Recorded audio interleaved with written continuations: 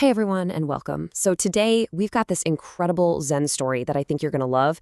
It's all about how a tiny shift in how we see things can, well, literally change our entire world. It's a story about finding huge value in the places we'd never ever think to look.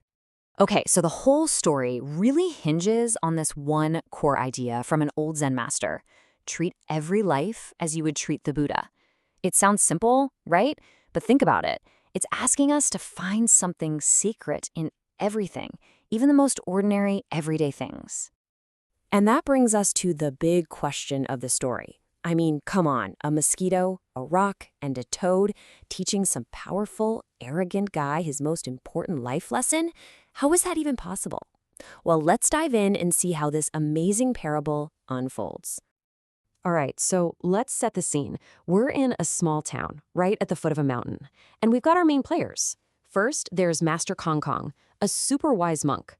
Then there's his apprentice, Ikshu, who, let's be honest, kind of likes to kick back and relax. And finally, the new magistrate, Wang Da Zhuang, a guy who's got a ton of ambition and an ego to match. And here's where things get really interesting. You've got these two guys on a complete philosophical collision course. Master Kong Kong, he believes everything is equal, that every little thing has its own value. But Magistrate Wang? No way. For him, the world is a ladder, a pecking order, and you better believe he sees himself sitting right up near the top. So the whole thing kicks off at this big public event, a life release ceremony. The magistrate is making a huge show of his own goodness, He's freeing expensive animals like goldfish and deer, basically showing off how powerful and generous he is. So his guys are clearing the path for him, and they shoo away this little toad. And the magistrate's reaction? Just pure disgust. He calls it ugly, worthless, a total nuisance. But his loud, dismissive comment? It gets the attention of Master Kong Kong. And the master, who's been watching all this, he gently steps in. He says that from a higher viewpoint, there's absolutely no difference between the fancy goldfish, the humble toad, or even the magistrate himself. Now, to the magistrate, this idea is it's not just weird, it's insulting. And the magistrate? He just bursts out laughing. He thinks this is the most ridiculous thing he's ever heard. So, to prove just how right he is, he proposes a bet.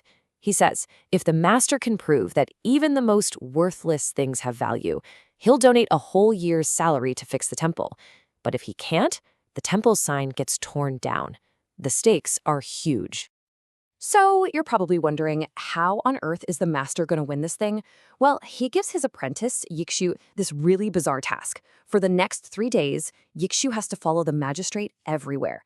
And every single time something annoying happens, he has to treat that nuisance like it's the Buddha himself showing up.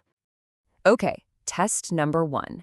It's late that night. The magistrate is working, burning the midnight oil, when a mosquito lands right on his forehead and gives him a big, itchy bite. He's furious, and he raises his hand to just swat. But Yikshu rushes in, stopping him. Your Excellency, the Buddha has arrived. The magistrate is seeing red. He points at the mosquito and basically shouts, "You're telling me this blood-sucking pest is the Buddha?" And this is where Yikshu gets clever. He has to think fast. He reframes the whole thing. He says, that mosquito isn't a pest. It's a messenger sent by the Buddha to remind a great leader like you that you need to rest so you can take care of your people. A little flattery, and it actually works. The magistrate lowers his hand. All right, day 2, another problem. The magistrate is out on patrol, and his fancy carriage gets totally stuck on a big rock in the road. His first instinct? Smash it to bits. Get it out of my way. But here comes Yikshu again. The Buddha has appeared, he yells. And you can just hear the sarcasm in the magistrate's voice as he shoots back, your Buddha looks pretty hard, doesn't he? But again, Yikshu flips the script. He says the rock isn't an obstacle. It's an anchor. It's been sitting there for ages, holding the whole hillside together, preventing landslides. It's a guardian protecting travelers. And the magistrate, he's actually intrigued. Instead of destroying it, he tells his men to respectfully move it to the side of the road. Okay, so now it's the third and final day of the bet. And this is where everything comes to a head. The magistrate is down by the river, checking on a dam. The water is high and rushing like crazy from some recent rains. You can just feel the tension building. And then, disaster. The riverbank is slick, it gives way, and he tumbles right into the raging current. He slips, he falls, he's in the raging river, and he can't swim. His men are on the shore just panicking, totally helpless as he's swept downstream.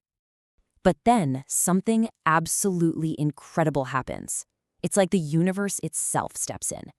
First, just as he's about to be smashed against some sharp rocks, his body is cushioned and deflected by something big in the water. It's the rock, the very rock he spared. He's then able to grab onto the riverbank, which is held firm and stable by, you guessed it, the colony of toads he didn't harm. But he's exhausted, and that's when Yixu spots a tiny speck of red in the churning water. The swollen mosquito bite on his forehead. It's acting like a tiny buoy, and it's just enough for Yixu to see him and throw a rescue rope. So they pull him out of the water. He's soaked, he's freezing, but he's alive. And he just stands there on the riverbank and looks around at the rock, at the toads, at a mosquito buzzing by, and in that moment, he sees the world for the first time. He goes straight back to the temple and bows deeply to Master Kong Kong.